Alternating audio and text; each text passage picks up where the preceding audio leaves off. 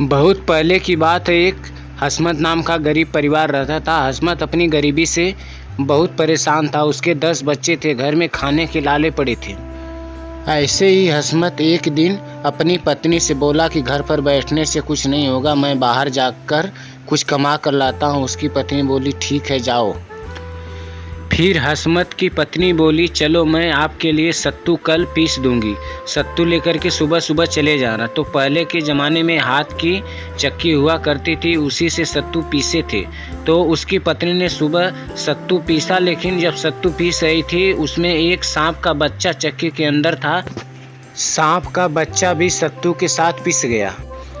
सांप का बच्चा सत्तू के अंदर पिस गया। यह बात उसके पत्नी को भी नहीं पता चली। उसने सत्तू को पीसकर एक गठरी में बांध दिया और हसमत को दे दिया। हसमत सुबह सुबह सत्तू लेकर के चल दिया। वह कुछ दूर पैदल ही गया। अपने राज्य से दूसरे राज्य में पहुंचा तो दूसरे राज्य से गांव के बाहर गया तो गांव वालों ने उसे मना कर दिया। बोला भाई आगे मत जाओ, एक पागल हाथी उधर घूम रही है। जब हसमत पागल हाथी का नाम सुना तो सोचा वापस चलो। फिर सोचा चलो देखेंगे क्या होगा, देखा जाएगा। फिर सोचा चलो हाथी से मरना लिखा होगा तो मर जाएंगे, झंझट खत्म हो जाएगी। यही सब सोचता हुआ कुछ दूर आगे तक गया। तभी वह हाथी हसमत को दिख गई। तभी हाथी ने भी हसमत को देख लिया। जब हाथी ने हसमत को देखा तो हसमत की ओर दौड़ लगाकर आने लगी। जब हसमत ने देखा हाथी हमारी तरफ आ रही है तो वह डर करके एक बगल में बड़ा सा पेड़ था, पेड़ के ऊपर चढ़ गया और उसका सत्तू का गट्ठर नीचे छूट गया। और जब हाथी हसमत के पास आई तो सूंड उठाकर हसमत की तरफ बढ़ने लगी, लेकिन हसमत और ऊपर चढ़ गया था, जिससे हाथी का सूंड हसमत के पास तक नहीं पहुंच पाया। हाथी उधर ही इंतजार करने लगी हसमत के नीचे उतरने का। हाथी हसमत के इंतजार में नीचे बैठ गई और हसमत पेड़ के ऊपर ही बैठा रहा। हाथी के जाने का इंतजार करने लगा, लेकिन हाथी जाने का नाम ही नहीं ले रही थी। फिर हाथी ने धीरे धीरे जो हसमत ने अपना सत्तू का गट्ठर रखा था, गट्ठर में सूंड डाल करके गट्ठर को खोल दिया और सत्तू खाने लगी। सत्तू उसको मीठा लगा के लिए और खाने लगी। धीरे धीरे करते हाथी ने हसमत का पूरा सत्तू खा लिया।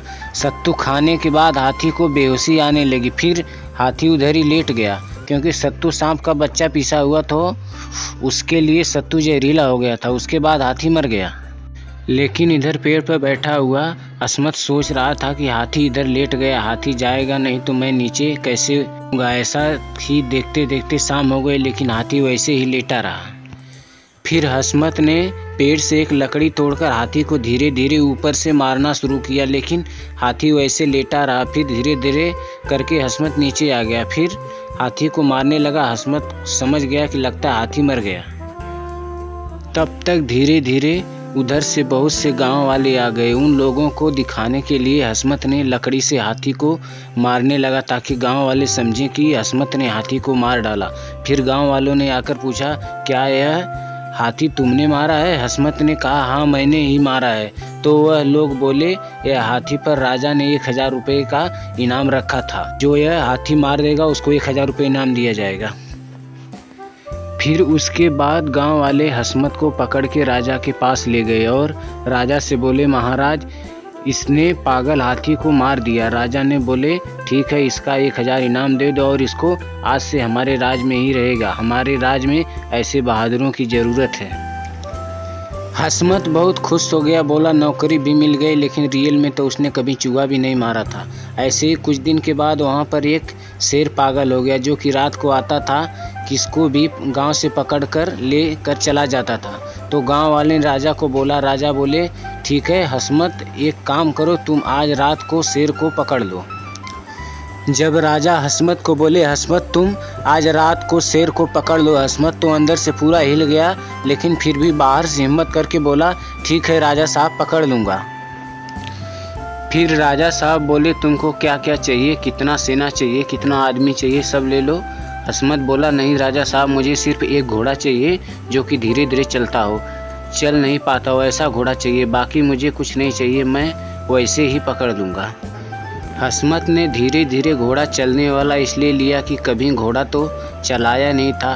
वह पहली बार उसको रात को रतौंधी होती थी, रात को मतलब कुछ दिखता नहीं था। फिर रात को हसमत घोड़ा लेकर के चल दिया, फिर उसको कुछ दिख नहीं रहा था, ऐसे घोड़ा चलता चला जा रहा था। ऐसे कुछ दूर जाने के बाद हसमत को शौच जाने का मन हुआ, तो उसने रात को दिख नहीं रहा था, सोचा अभी क्या करूं। तभी घोड़े के पैर में पानी लगा, तो उसको लगा कि पानी इधर है, मैं मैदान कर सकता हूं। वह घोड़े से उतर गया और घोड़े की लगाम ले लिया, घोड़े को छोड़ दिया। सोचा घोड़ा किधर जाएगा, घोड़ा इधर ही रहेगा। लेकिन घोड़ा दूर निकल गया था, तो उसको दिख भी नहीं रहा था। ऐसे अंदाज से लगाम लेकर ढूंढ रहा था, तभी जो पागल शेर था वह उधर आ गया। हसमत ने शेर को पकड़ के उसको लगाम लगा दिया। वह समझा कि घोड़ा है और उसको पेड़ में बांधने लगा।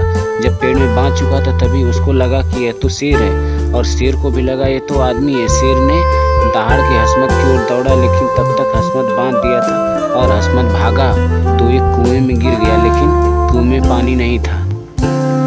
हसमत रात भर कुएं में पड़ा रहा। सुबह सब लोग आए, राजा भी आ गए। सब लोग देखे शेर तो बंधा हुआ है। राजा बोले शेर को छोड़ो, पहले हसमत को ढूंढो। हसमत कुएं से चिल्लाया, राजा साहब मैं इधर हूँ। राजा बोले तुम कुएं में क्या कर रहे हैं? हसमत बोला राजा साहब ठंड लग रही थी, सोचा इसमें थोड़ा गर्म रहेगा। फिर हसमत को राजा साहब ने कुएं से बाहर निकलवाया और उसको जो इनाम था इनाम दे दिए। हसमत इनाम पाकर बहुत खुश हुआ, लेकिन तभी जब घर पहुंचा, तभी किसी राजा ने राजा की राज पर चढ़ाई कर दी और राजा को संदेश भेजा कि अपने राज का आधा हिस्सा दे दो या तो हमसे लड़ाई करो। राजा उससे 8 बार हार चुके थे। फिर राजा हसमत से पूछे हसमत क्या किया जाए? हसमत बोला राजा साहब लड़ाई स्वीकार कर लिए जाए, लड़ाई हम लोग लड़ेंगे। लेकिन हसमत लड़ाई के बारे में कभी जानता ही नहीं था, तो कैसे लड़ाई लड़ी जाती है। राजा बोले मैं तुम्हारी वजह से लड़ाई लड़ना स्वीकार कर रहा हूँ। हसमत तुम तैयार हो जाओ और तुमको जो घोड़ा चाहिए सबसे पहले तुम घोड़ा ले लो, उसके बाद सब लोग घोड़ा लेंगे। हसमत तो घोड़े के बारे में कुछ जानता नहीं था, कौन सा घोड़ा लेना है। उसने देखा एक घोड़ा एक पैर उठाया है, समझा कि यह घोड़ा लंगड़ा है, लेकिन वह घोड़ा तो रेस वाला था। जो रेस वाला घोड़ा रहते हैं हमेशा एक पैर उठा कर रखते हैं।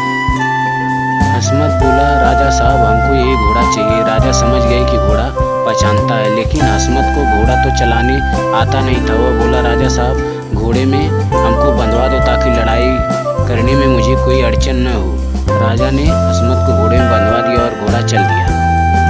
घोड़े को लड़ाई का मैदान मालूम था, वह तुरंत बहुत स्पीड से चल दिया। लेकिन जब घोड़े ने स्पीड पकड़ा तो हसमत के हाथ से लगाम छूट गई और वह तलवार ढाल सब गिर गई। उसके बाद हसमत ने डर के मारे रास्ते में सुपारी का पेड़ था, सुपारी के पेड़ को पकड़ लिया, लेकिन सुपारी के पेड़ ऐसा गिरा कि घोड़े की पीठ पर आ गया।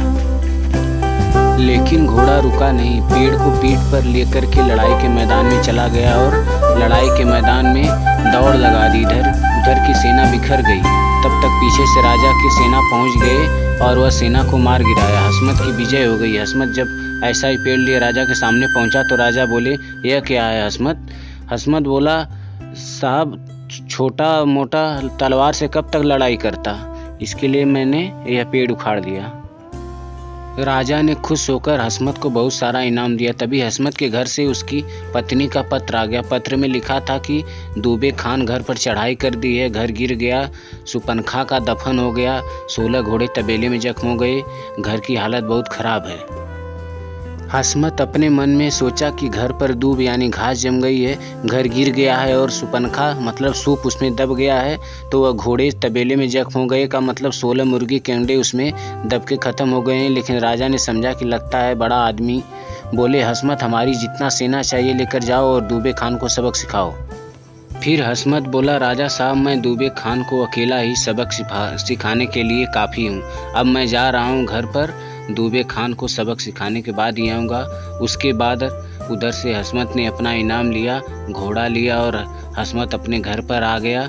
फिर घर बनवा दिया और सूप ले लिया और सुखपूर्वक रहने लगे। दोबारा हसमत राजा के पास नहीं गया क्योंकि उसने कभी लड़ाई की नहीं थी। सोचा कहीं दोबारा फिर से लड़ाई हो जाएगी तो क्या करूँगा, हमेशा लगवाई चांस नहीं रहेगा। ये कहानी कैसी लगी दोस्तों कमेंट में बताएं और चैनल को सब्सक्राइब करें, लाइक करें। धन्यवाद।